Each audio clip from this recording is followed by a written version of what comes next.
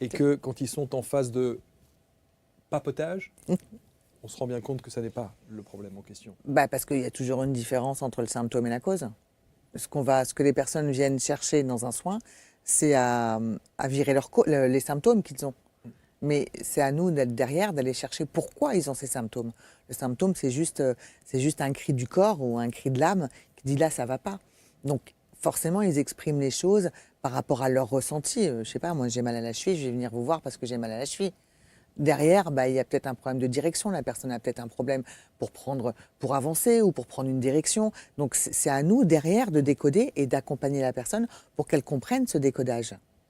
Je prends souvent un exemple avec mes élèves en formation, leur dire attention, une personne vient me voir pour une problématique, mais peut-être que derrière, il y a plus important, mais elle ne vous le dit pas parce qu'à ce moment-là, c'est pas ce qui la dérange. Et je prends souvent l'exemple d'une personne que j'ai eue un jour en soins, qui est venue pour une entorse. Donc voilà, sa problématique, c'était l'entorse parce qu'elle ne pouvait pas marcher correctement. Mais en creusant, elle avait un cancer. D'accord? Donc, Dont elle était consciente, non? bien sûr, Ah oui, oui, elle non, le non, savait. elle le savait. Ah, elle le savait, Mais elle ok. est pas venue, elle est venue me voir parce que sa problématique du moment, c'était je peux plus marcher. Ok, ok.